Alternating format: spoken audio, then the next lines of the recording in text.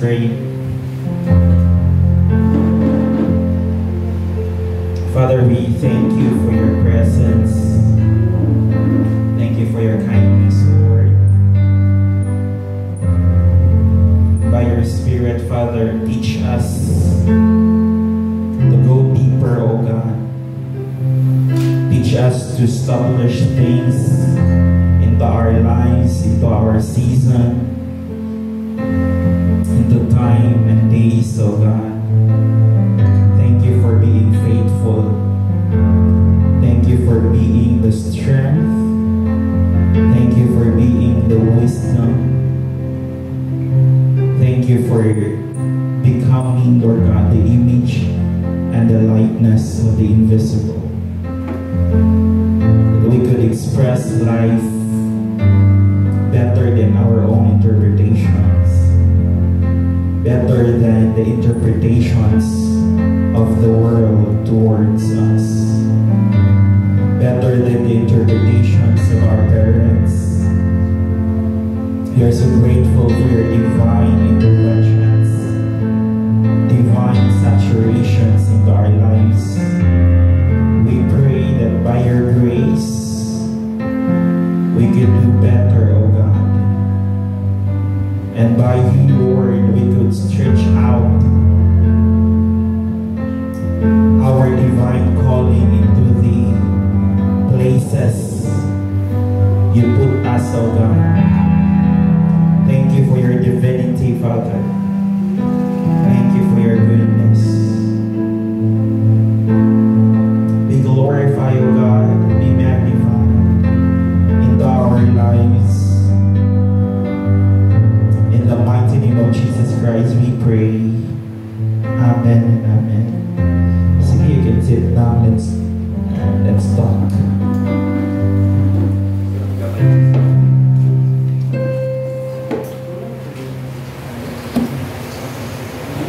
Let's continue the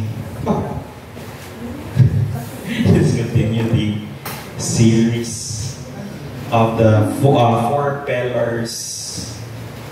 Four pillars, di ba?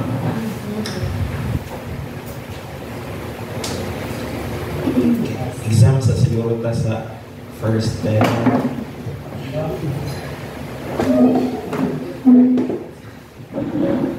There was a question last time nga akong i-share before we enter into the second pillar. Let's talk about this question ng baga. Is there anything in the past you deeply regret that is holding you back? Is there, number two, is there a particular experience you have had that is hard to let go? Number three, do you see your past failure as learning curves or as permanent failures that defines your future reality? So again, it's a question of what is inside of us that dictates our present and future. So, what makes us worst and what makes us best versions of ourselves? Muna yung pinaka-importante ng part. Galisod ko o curves sa lesson or sa topic, it's because prating daghan ng nindot yun, and then di na ako pwede ibuga tungod kay tuwa siya sa Leaders Mandate Mudagan. Di na ako siya pwede ibuga kay tuwa siya sa Prayer Mentoring Mudagan.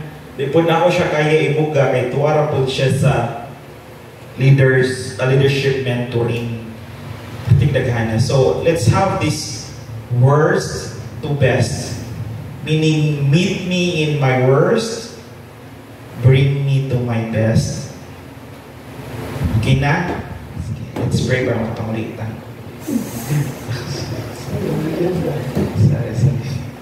Now, the second pillar would be your attitude towards yourself.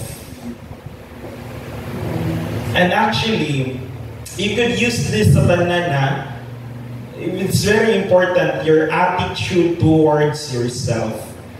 Kay natay mga kaistorya usahay sa life and sa tuang mga trabahoan or sa tuang business days or lives nato nga natay kaistorya that how about their attitude towards themselves? Ano akong ginaingon permitting dili society o dili ang palibot nato ang gahatag o pain nato. It could be, pero ang pinakagrabe is when you give pain to yourself. Mangunda na to because pain. Painful na. Hindi na, lagi kayo gusto ibutang diri pagtanaw na ako sa kong notes 2000 last year, lagi kayo gusto ibutang diri dapita, pero ako na lang isulti, wala na akong nabutang diri pero isulti na ako because your attitude towards yourself. Na ako'y gisulat sa kuwang notes last year nga pain is addictive. Fear is addictive. Meaning, pag nakaka sa pain, addictive siya. To the point niya, dili nakaganahan og life nga walay pain. Mao na sometimes, a lot of people maglaslas bitaw because they could not feel anything. So gusto sila feeling sa pain. And that pain nga maglaslas ang uban, it's because they want to feel something. And tungod kay pain ang ilahang way para na sila yung ma-feel, it becomes addictive para nila. So the more kapangita sila pain. Nag-gets niyo? Sige, las po mo. Ako lang lapit. Natutol ko asa lapit. Sa liyo, ganito-nito. Oo ba? So, also, fear is addictive. People would say that to be a progressively or productive person, you have to encounter stress in life. Muna ginaingon nila that the more ka stress, the more ka productive. Doon ka na ninyo nga thought? And that is wrong. Because there is a healthy way of productivity, and to be stressed in order to be productive, exhaust yourself. That's the reason why natay moment bitaw exhaust kay ko, kapoy kay ko, grabe kay ko, pero ang inyong excuse is dapat stress ko in order productive ko. Pero what happened to you is it becomes exhaustion tungod kay it's a wrong way of productivity. And also fear. Dapat fearful kay ka. Kaya kung wala na kayo mabati nga fear, nor there is something kulang sa imuha. So, pain is addictive. Stress, depression, anxieties are addictive. Even fear, addictive siya. So, tanan nga naa sa imuha right now, when it comes to the attitude of yourself, it is a form of addiction. Patay.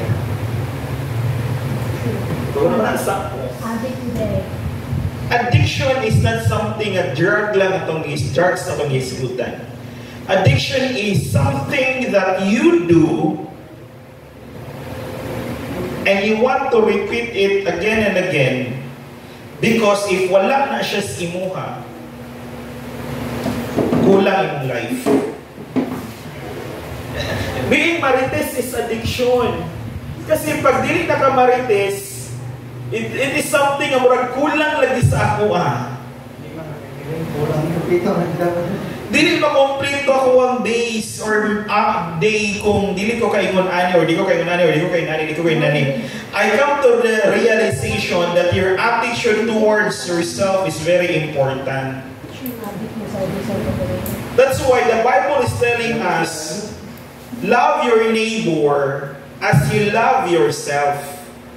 Meaning, what is the attitude of yourself reflects to other people. Your attitude toward other people. Ga-intro pa lang ko lain na yung batasan. Showing na ba yung sarili? Lagi, pagbantay. Murag that times kakuha to kay sa Leaders Monday. Sinuwag ka na ako nalan. Gusto mo yan? Ako yun. Okay, iwan mo na pa yung awardees. Murag koloro tayo ng artista ba? So your excuse me, your attitude towards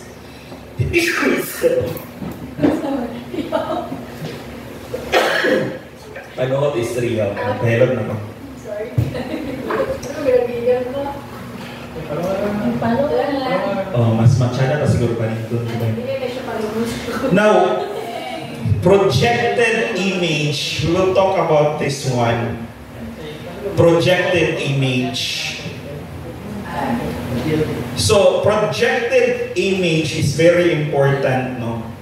Kasi, yung projected image, the Bible tells us that you are created into His image after His likeness.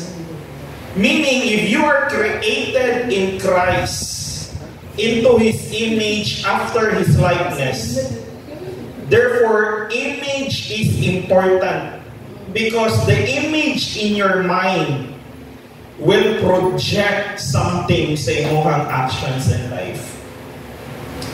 So, projected image is very important.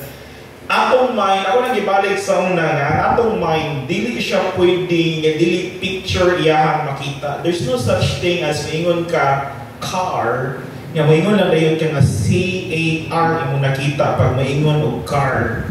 Pag maingon galing car, there is a projected image nga unsa nga car? Sports car. So projected image is one of the reason nga no na kay attitude when it comes sa imong self. Now, your projected image in your mind is the image you project outside of yourself. How I see myself is how I express myself.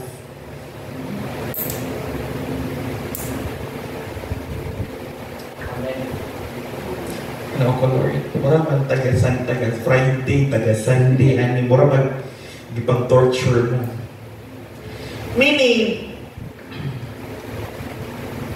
how I project outside sa ako it is because of the image na nasa sulod nako. It's not because ingon ani ko. No, dili ka ingon ana. It is the image inside nimo nga imo gina-project outside sa imo.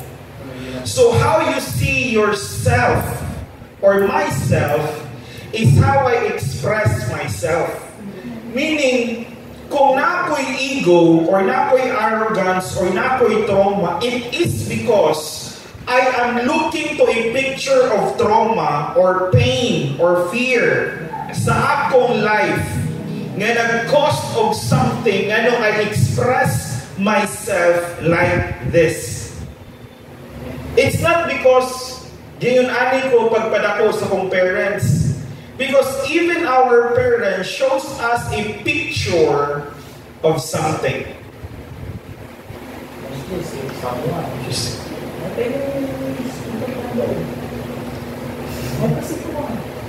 Abuang pati psychiatrist na kung aning psychologist, aning istorya. We are not being taught na what we behold as image becomes reality sa tuwang life. Muna pag maingon galit ka nga, I am a traumatic person, meaning what you are saying to a person as a conversation or form of communication is the image of the past that creates something sa imuhang life. Nakoy fear ani. Every phobia is not something picture nahitabo sa tuwa in the past that we are beholding as we are projecting that kind of fear. Amen. Ako'y fear of heights before. Ako'y fear of heights. Tungod kay hadlukon magugka basta nakas taas. Sige, maulog ka din na. Sige, makuan ka din na. Sige, makuan ka din na. So the picture is nanay fear. So every time naka sa taas, mukurog ka. Kabalo mo ng kuhan ka ng amaya sa una, mana na amaya ka ng bridge, bitaw. Tapos naman ay gamay lang kayo nga portion din na sa amin. Eh, nag-anak mo sa ubos, lain kay mo ang feeling kay kurog ka. Niyanhap yung amaya ako na isa. Last year. Anak yung kamaya ako na isa. Isang ka dyan ko rin, itambok na gusto lang, ipundog ito dito sa glass for pila ka minutes tungod kay I want to tell myself it's okay. I want to send a signal sa kong mind na there's nothing to fear. Seryoso dyan kayo. Sige, ma-exam ta para nga mas seryoso ka din mo. The image we behold in our mind profoundly affects our behavior, attitudes, and interactions. It shapes our self-perception that becomes self-preservation. How do you last Sunday? What's self-preservation, right? Influences our decisions and determine how we present ourselves to the world. How we envision ourselves internally directly impacts our confidence and motivation and overall outlook on life. Meaning, if unsay na sa imuhang mind, it affects the entire thing. Dili ka pwede mag-assume nga it happens to me because it happens to me. Dili ka pwede mag-assume nga it is me tungod kay inani ko and this is how I project my life. So you have to accept me as me. And you know what? In marriage, a lot of people will try to excuse themselves that you have to accept me as me. Which is not true. That is myth in marriage. You know what? You have to understand that you will never accept the portion that is not of you. Kaya bitong, kabantay ka na, kaniha, if you are created in the image and likeness of God, if you are created in the image and likeness of God, and it is God who put us together, and it is the image of God who gimulta sa image of God. Therefore, I will not accept something that is not of God. You will never accept something that is not of God. Meaning, diba, hindi kasandan, pero sa kasunod pa, madlog na mo. Meaning, when a woman tells me or a man tells me nga, accept me as who am I, it's a wrong perception. Tungod kay, how could I accept something inside of you that is not you? Ay, nako Lord. Jesus. Stilan niyo nako Lord. How could I accept someone which is an image of your past that does not represent God sa imuhang life? Meaning, we could not serve God together if there is an image inside of your mind that is not God. And you are telling me that God is the reason why anong ikasal ta, anong nagkita ta, uban pa. Meaning, the image in your mind creates a vital impact in how you see yourself, how you project yourself.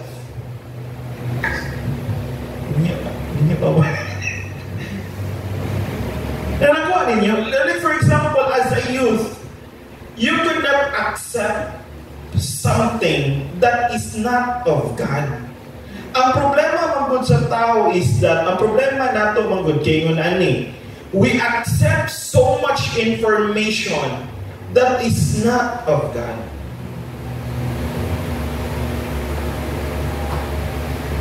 And we are praying to God for something, pero dili pwede. Yan naman, because there is an accepted reality sa atong mind, an image that is not God. You know what? Kung imuha ning masabtan o gayo, tapos pagkahuman ayon, imuha ning i-live by, tapos ugawas juga diri ang nanadyo nasabtan, ignanay mo istorya sa imuha, bro, si nani manggol, nani manggol. Simple rin pangutan na, yun saan mo pag-project na image.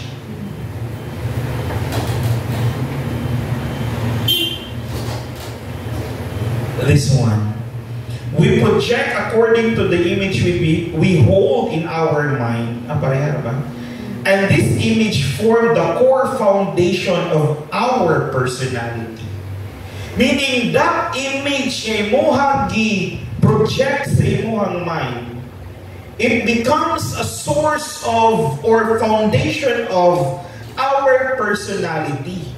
So personality is a projected image. You believe that it is you. That's why if the image project poverty, you will talk to yourself in the words, actions, and living poverty. Meaning, if na-project sa imuhang mind ang picture sa poverty, ang imo ingon, pobre ra magud mi. Bisan pag mo asenso na kagamay, ingon na siya pobre gid mi. Mo asenso na mo kagamay, ang imo ra ingon pobre gid mi. Di ba? Bisag daghan na kay ka og kwarta, ang imo ingon pobre gid mi. It's because of the core foundation of the image you are beholding. Murag talaga ginayon, dato na kay mi, tiyanda na kay mi balay, pero mukaon diya po bulan kay pobre diya mi. Okay. Wala siya nga mindset.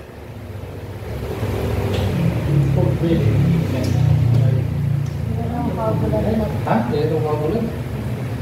Saan na?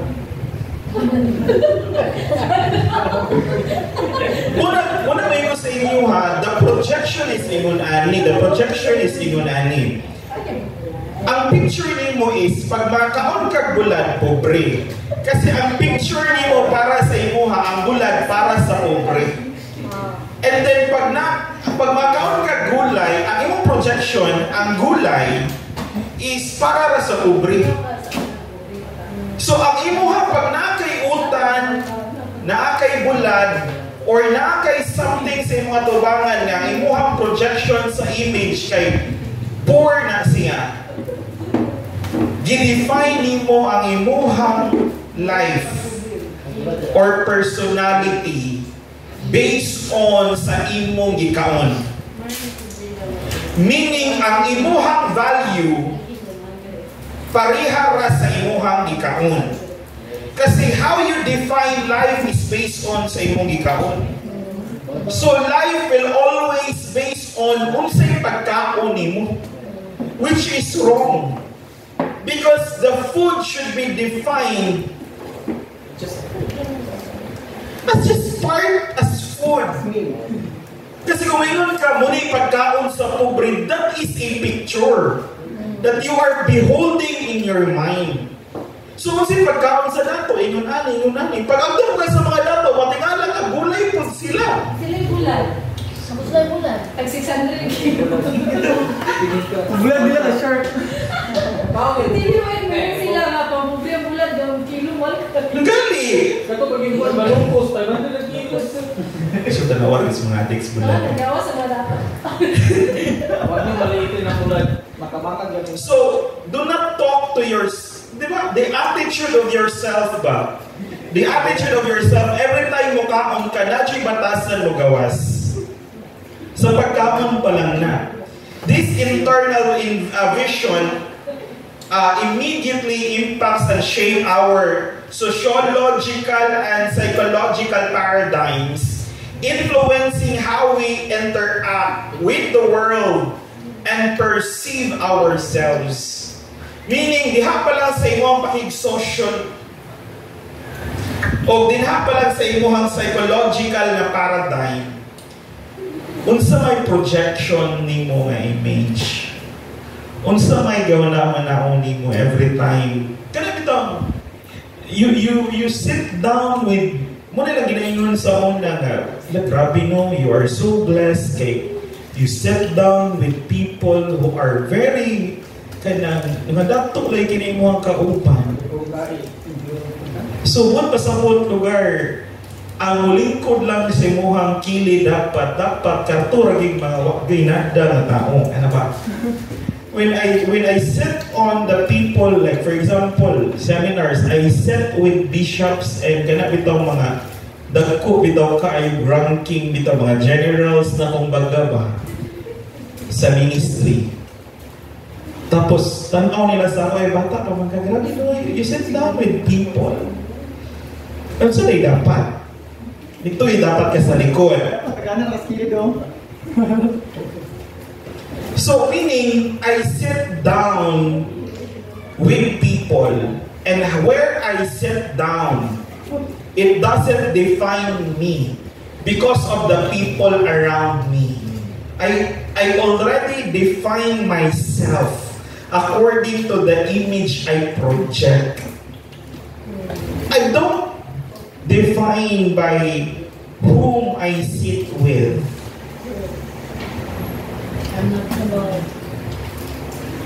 I only define myself already. I only define how the Lord sees my life. That's all. That's it. Ano mo palabi? We match our thoughts with our feelings. And our feeling creates a memory muscles sa sulod na to unsay ato ang gi-project. No, it helps us to kay in every sphere of influence sa ato ang life. Dapat kabalo ka nga unsay imuhang thought, it matches to your feelings. And your feeling creates a memory muscles that becomes a foundation again of your personality. It's good to have personality, but it's not who you are.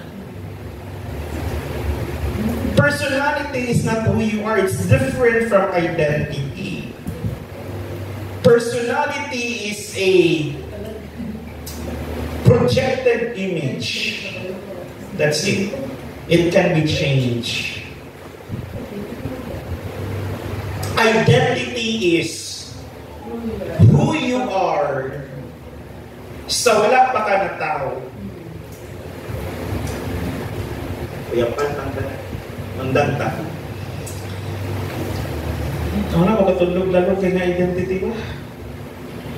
Kalisod na magod mo, process, sa kanila, bataw kalisod na mga bright, biyahin nasa mga tubangan.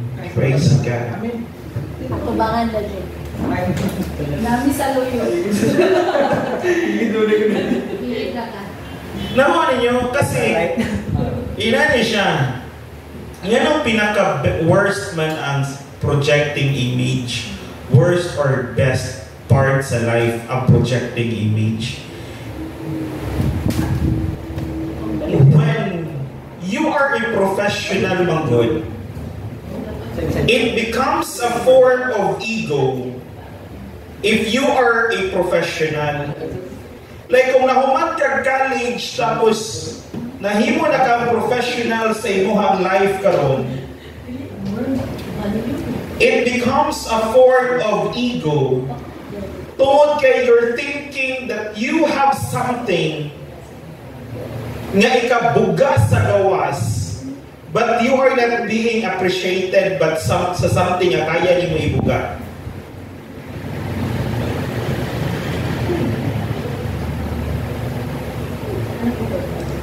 If you are a professional person, Tapos na kay nahibawan,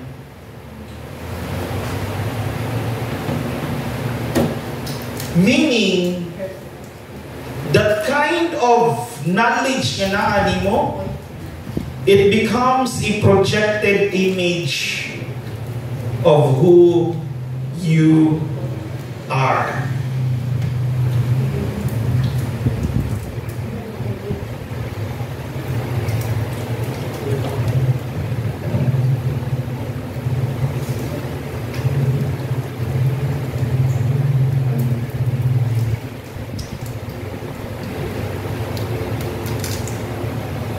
Wala na siya.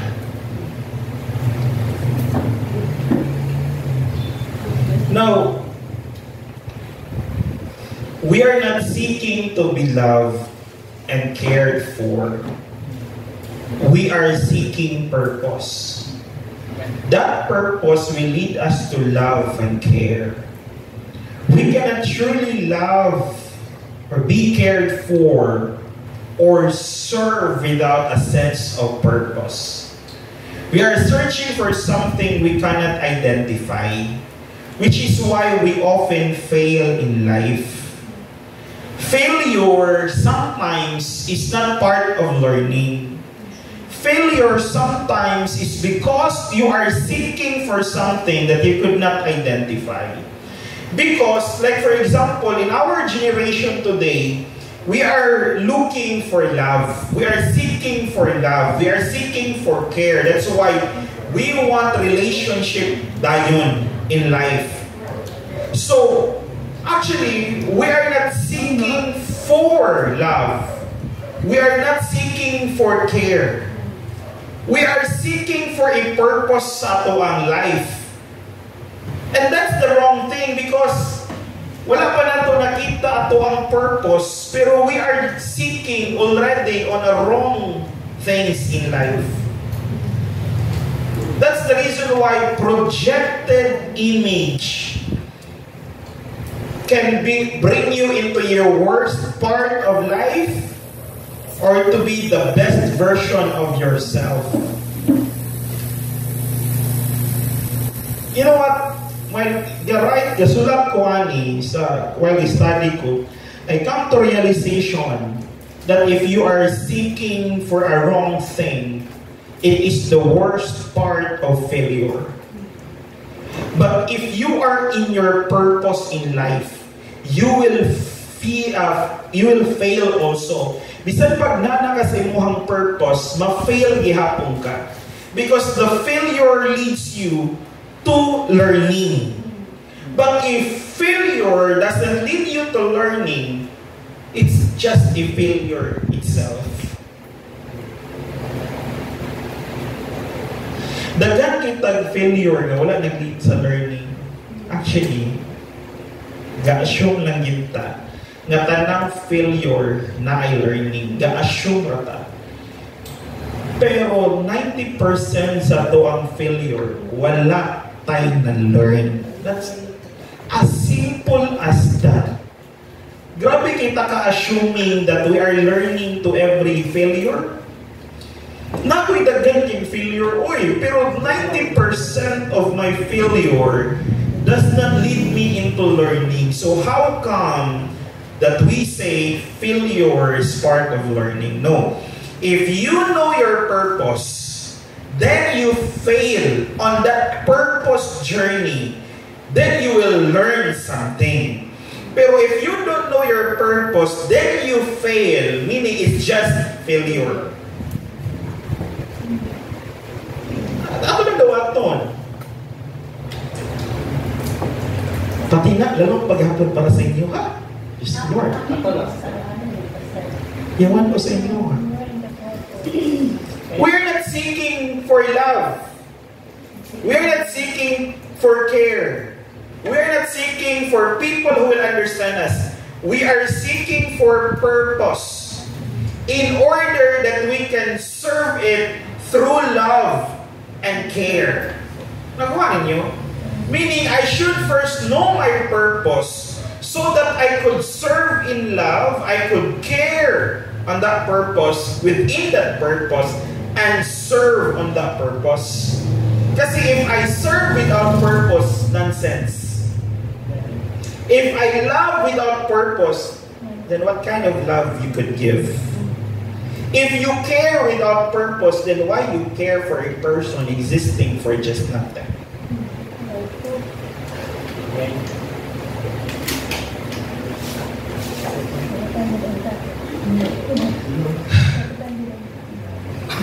Puro mga ulo din asinan bitaw tayo. Praise God. So we are, so number one, that's projected image.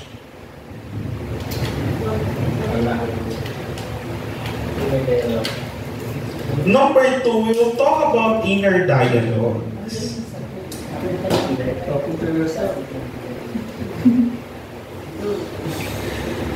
Muna yun sa mga mentors. Ayon sa mga mentor.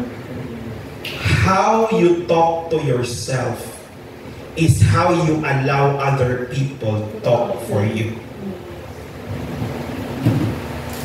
How you talk to yourself is how you allow other people to talk for you, or how they will talk to you. How you talk to yourself. Wala ko ko'y pulos yun. Ano naman ko di bahay? Ako bahay. Para na ako, no? Kung ano naman ko, simple rago kay kong tao. Kanan lang ba? Masaktan lang kung tao ba? Kay kwan lang ko, kay nang buutan mo ko. Dahil masinamdanon ko ba? Dali na kay ko ni mo mga amigo. Dali na kay ko ni mo mga friend. Kay kwan lang ko. How you talk to yourself is how you allow other people to communicate mo. And that's the reason why I don't tell all of you kung unsa ko. Kasi I don't allow you to talk to me in a way that na-drag a place or ground sa life. Inner dialogue. Ginabuabin niyo, if you will understand this one, dili na mo madala sa mental hospital. Hindi na magdalo. Ang mental hospital ay dalog sa iyo. Ay, magsipa-sipa lang. In a journey sa life, dagati kang ma-encounter nga problematic nga tao. Kanilang duha. Projected image, inner dialogue. Kana lang duha. Ma-reconcile lang ng duha nimo sa conversation. Ma-change yun ang perspective sa tao. Kana lang duha. How you project image sa imong mind or how you talk to yourself, man. Your inner dialogue. Now, inner dialogue is a result of the image I hold in my mind. This image shapes how I speak to myself, and it directly affects my physiological actions. Physiology is parts, this one, physiology. The body itself. That's why, ingat pa ni Tony Robbins, ingon siya, how you project your body send a signal to the entire parts sa imuhang cells. Mao nang every time minhuy kaya to ang abaga, it creates something in our physiology nga down kita tanan. That's why every time kapuyon bitaw ka, tapos ang imuhang projection sa imuhang likod kay burakag mudogo, it sends signal sa imuhang lawas. Musamot yun ka kapoy. That's why every time kapuyon ka, ang ginabuhat sa uban is gina-stretch gina ilagayo ilahang likod. Because it sends a signal sa imuhang lawas. So, inner dialogue is a result of the image na nasa imuhang sulod. Now, it shapes how you speak sa imuhang kaugalingon, and it affects your physiological actions. Meaning,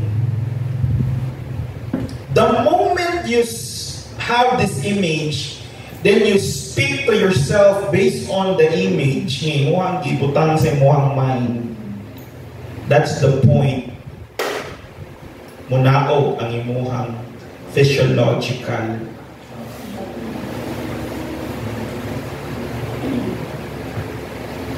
We talk too much these empowering words, more than talking about empowering words.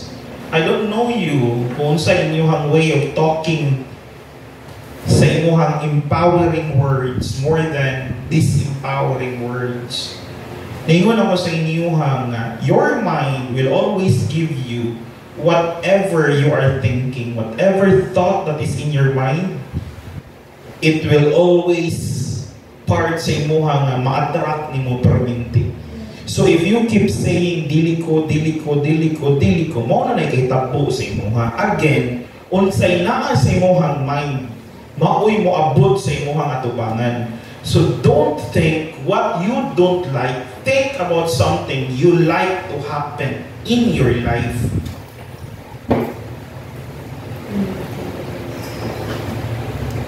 Kasi that's your inner dialogue eh. That's an inner dialogue. Walay dialogue mahitabo kung walay image nga nasa imong mind. Meaning, naay dialogue kahitabo because there is an image in your mind. Ngayon kabura, napit ang mahuman.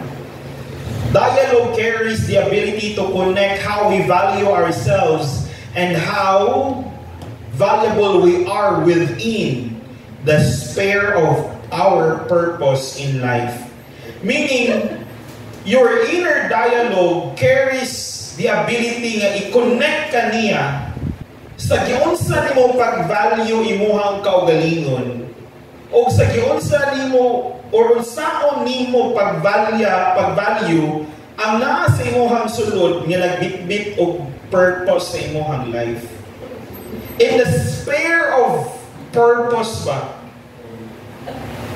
In the space of purpose or in the sphere of purpose, dili ka pwede naa ka sa imuhang purpose tapos dili ma-change imuhang mindset.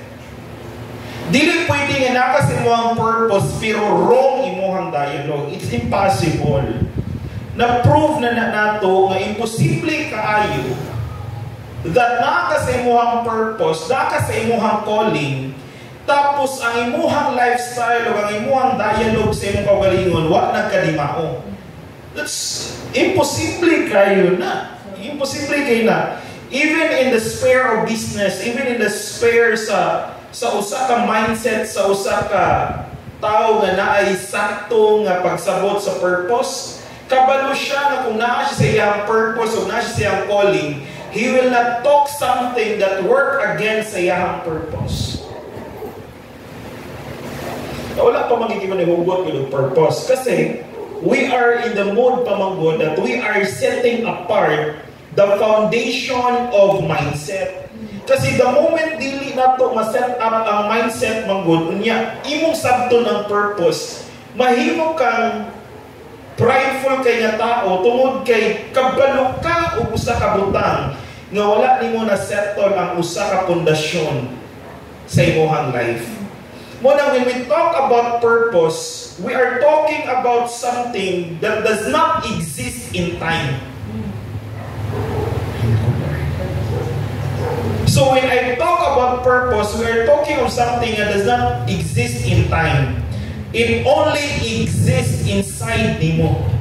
Muna, if you are living in purpose, you are not in time. Kasi purpose is not on time. Purpose will always lead you sa life nga klase nga nakakasulod nimo. It's a quality of life. Purpose is a quality of life.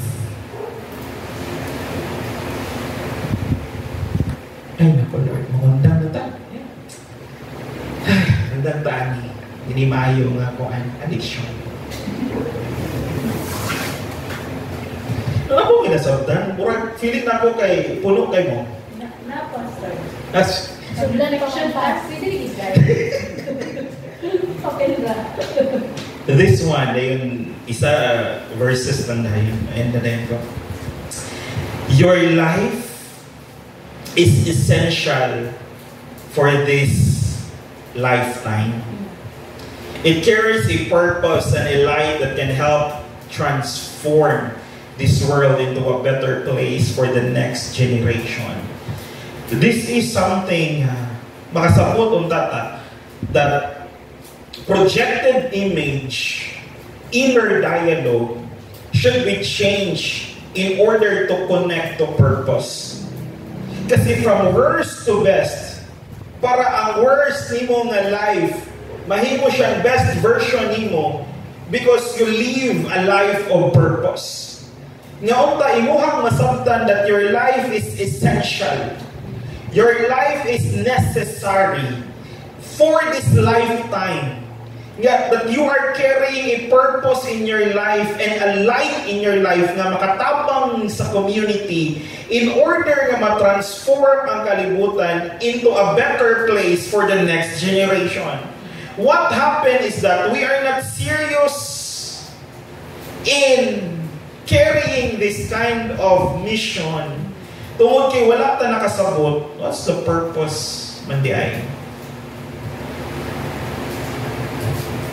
We don't know that our life is essential. Our transformation is essential. Our message is essential. It's because it helps the world to become a better place for the next generation. Dara ba mo yung mga anak? Magkaanak di ay. Magkaanak lang dyan mo. And if we will not prepare that kind of atmosphere, purpose, we will lose a generation. We will lose a generation. Again, prayer mentoring, leadership mentoring. We will have leaders mandate. Those are saving a generation. So Psalms 8 says, O Lord, O our Lord, how excellent is your name in all the earth, who have set your glory above the heaven. Out of the mouth of babies and nursing infants, you have ordained strength. Because of your enemies, that you may silence the enemy and the avenger. When I consider your heavens, the work of your fingers, the moon, the stars which you have ordained, what is man that you are mindful of him, and the Son of Man that you visit him? You have made him a little lower than the angels. You have crowned him with glory and honor. You have made him to have dominion over the works of your hands. You have put all things under his feet. And saying sa Bible, what is man that you are mindful of him? And the Son of Man that you visit him. Si David nag-ask, King David asked a question. Unsa magidening tao, Lord, nga sige manimo guna-hunaon permanente. Unsa magining tao, Lord, nga sige manimo bisitahon. What is man? What is man? He visit us. He crowned us with glory. He allowed us to have dominion because of that image inside of us. And that is the image and the likeness of God. He visits us. He is mindful of us because of that dialogue inside of us, telling us we don't deserve less.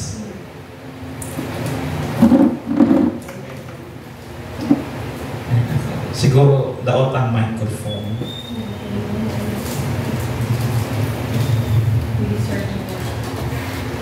We deserve what God prepared for us. We deserve what God prepared for us. We don't deserve something less. We deserve something that God prepared for us. So do not count yourself less. Count yourself in the purpose and in what God already prepared for us. If i-count magaling mo imong self, not to be less or worse. Count yourself as the best version of yourself. Nga naman, Pas, it's because the Lord prepared something new. Okay? Let's all stand. Let's just have a prayer and muli na tayo. Dahil ano na naman sa balay na ito.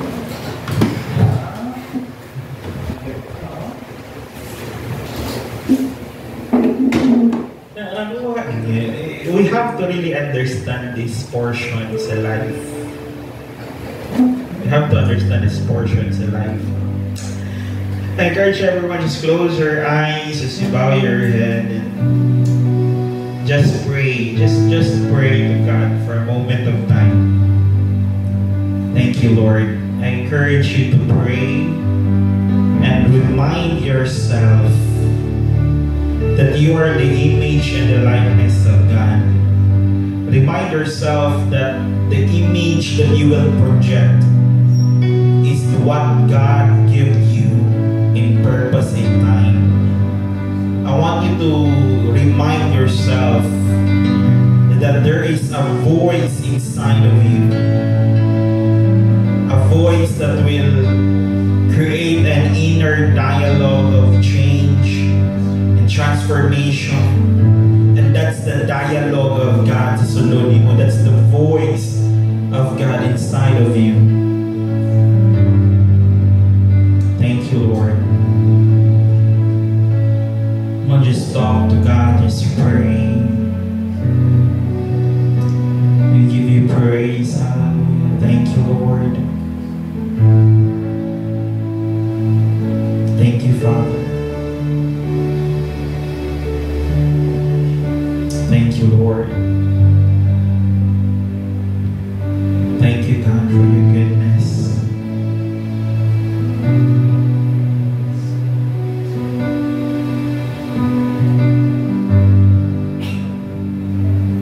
I encourage you to decree and declare some things. You don't deserve less. You don't deserve dramas in your life. Whatever challenge you are entering right now,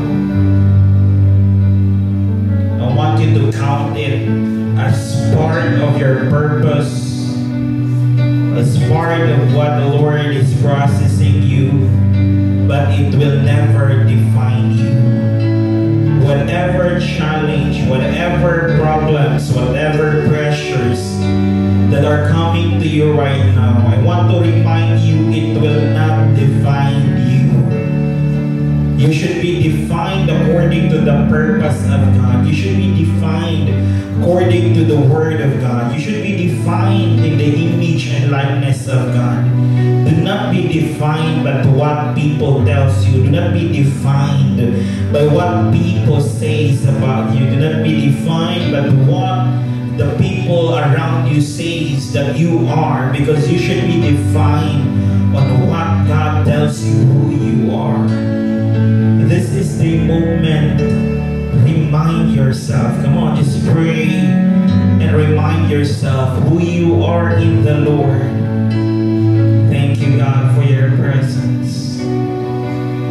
Thank you, Lord. For you are great and you are awesome in this place.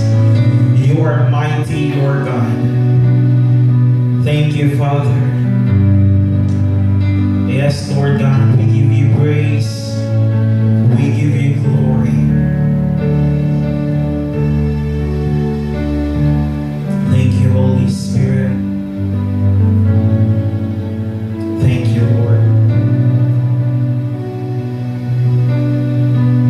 Thank you, Father.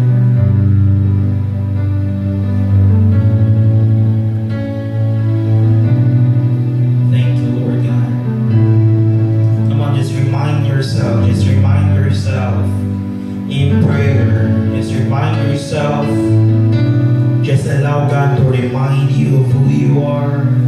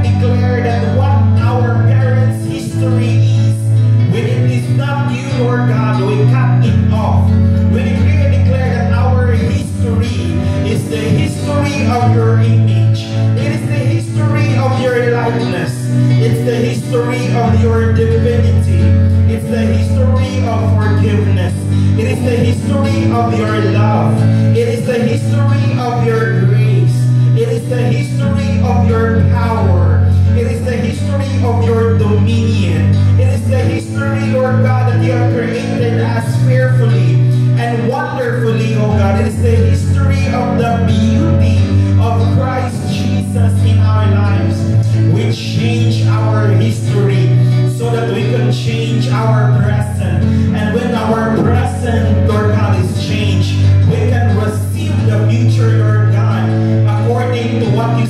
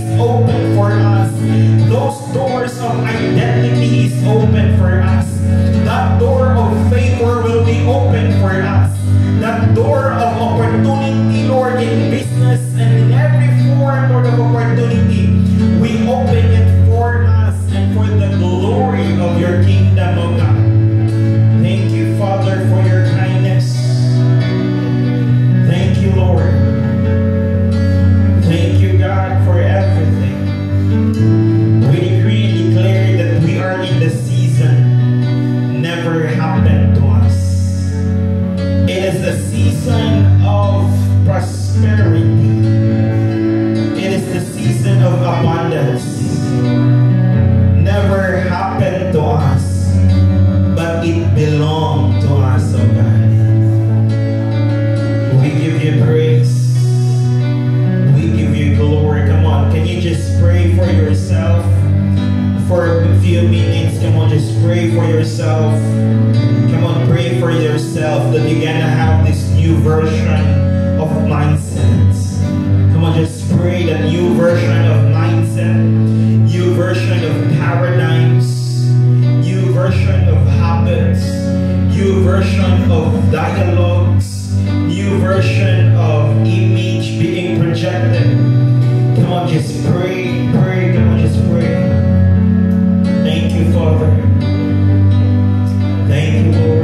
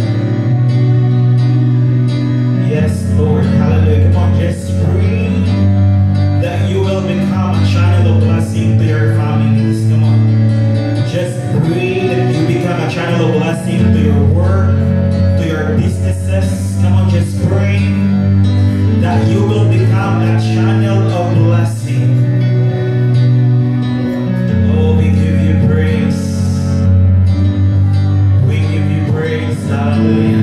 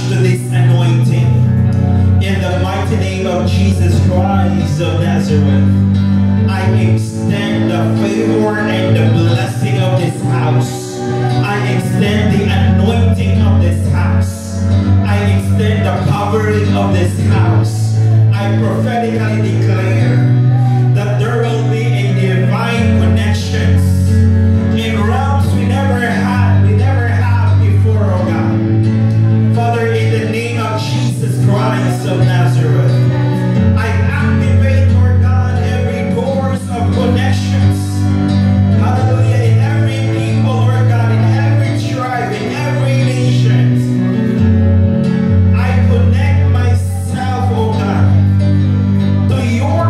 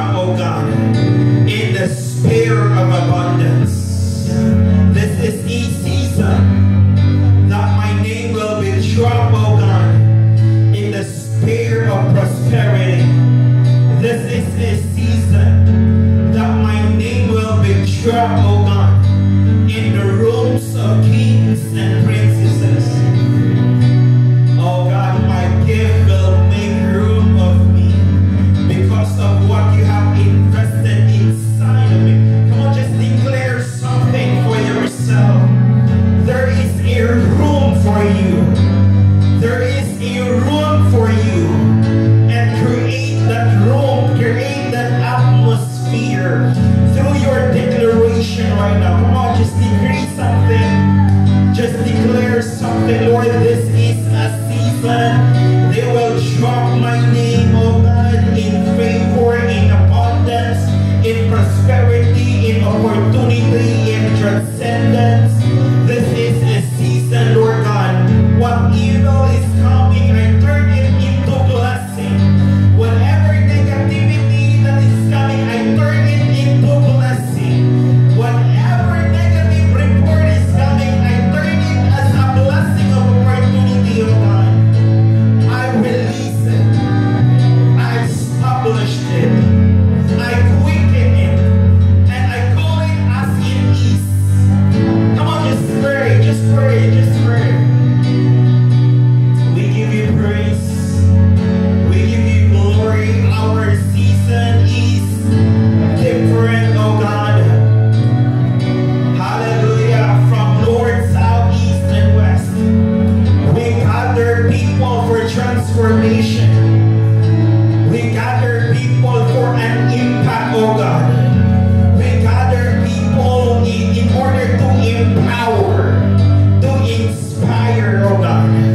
We occupy every space of influence so that we could change every sphere in the business world or in the workplaces, in educational world, oh God. We invade it through heaven's manifestations. Glory, hallelujah. Thank you, God. Thank you, Lord. Thank you, God. Hallelujah. Thank you, Father. God, we are so grateful this evening. I'm dropping something, Lord God, as you said in your revelation, Father. This is the starting point of a ministerial revolution. This is the point of my life where I revolutionize atmosphere, ministries, and influence. As I receive it, Lord God, and let your people receive their portion, Father. Thank you, Lord. Thank you, Father. Be glorified, oh God. Be enthroned.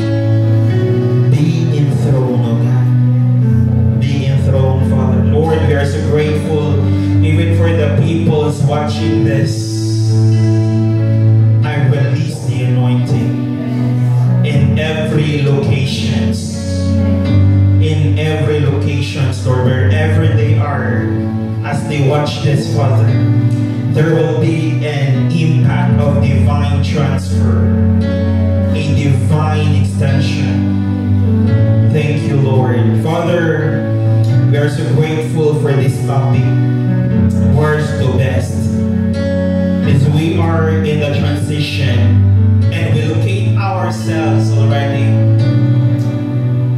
that worst will turn into something best.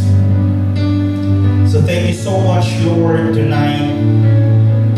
We are praying even for our brothers and sisters that are not here, Lord, that one day everyone can access this space, oh God. Thank you so much for everything. Even for new people that are coming in this place, the same hour. Thank you, God, for your grace and mercy. Thank you, Lord, for tonight. We bring all back the glory, the honor, the authority, and the thanksgiving of that to you. In the mighty name of Jesus Christ, we pray. Amen and amen.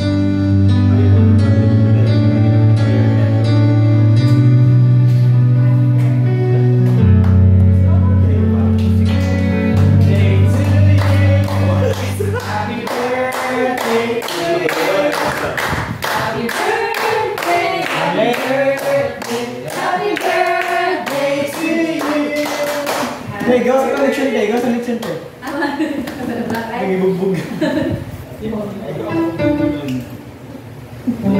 Kasi, nabala.